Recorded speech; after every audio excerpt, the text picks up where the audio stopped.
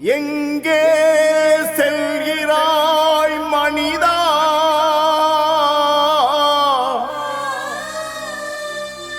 உன் பாதை சரிதானா?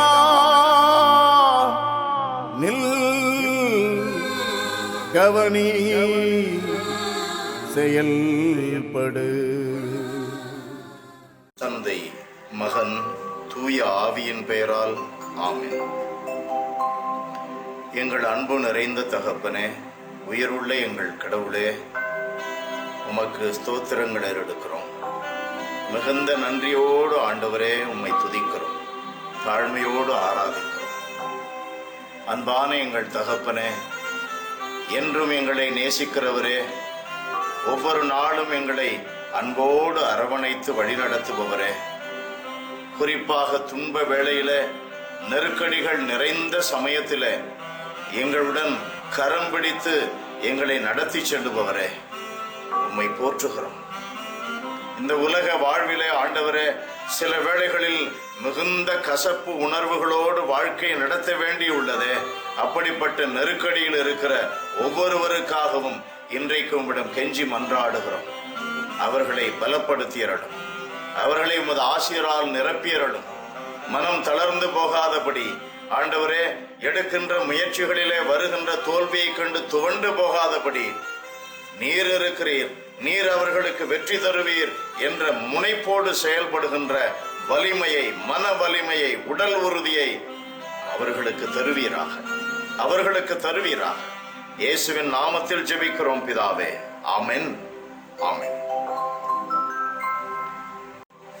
புனித யோவான் எழுதிய பரிசுத்த நற்செய்தியிலிருந்து வாசகம். 16ஆம் அதிகாரம் 33வது வசனம். என் வழியாய் நீங்கள் அமைதி காணும் பொருட்டே நான் இவற்றை உங்களிடம் சொன்னேன். உலகில் உங்களுக்கு துன்பம் உண்டு, எனினும் துணிவுடன் இருங்கள், நான் உலகின் மீது வெற்றி கொண்டு விட்டேன் என்றார். இது வாழ்வு தரும் கிறிஸ்துவின் நற்செய்தி. கிறிஸ்துவே உமக்கு புகழ்.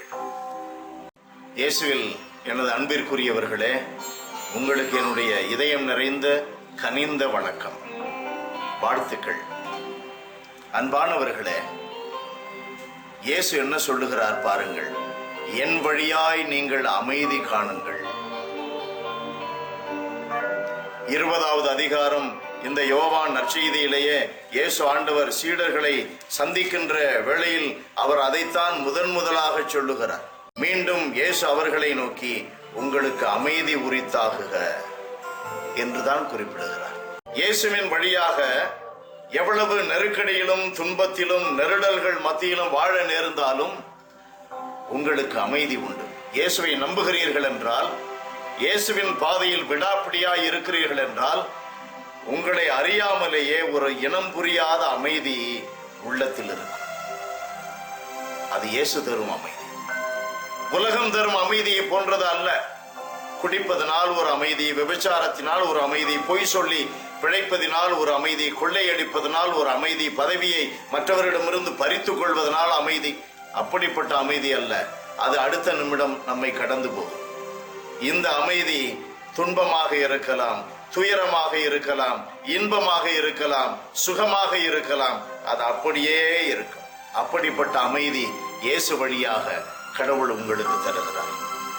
அன்பானவர்களே, ஆண்டவர் சொல்லுகிறார், அமைதியை என் பொருட்டு நீங்கள் பெற்றுக்கொள்ளுங்கள். என் பொருட்டு நீங்கள் அமைதியை அடையும் வேளையில் உங்களுக்கு உலகில் வேதனைகள் உண்டு என்பதை மட்டும் மறந்து போகாதீர்கள். இயேசுவினுடைய அமைதியை பெற வேண்டும், அனுபவிக்க வேண்டும் என்றால் பக்கத்திலேயே துன்பங்கள் வந்து கொண்டே இருக்கும். Side by side there will be always sufferings. There will be always trials and tribulations. Don't worry. The Lord is with you. அன்பான நம்முடைய கடவுள் நம்மை தாங்கி செல்லுகிறார், வழி நடத்துவார், உங்களை வழி நடத்துவார்.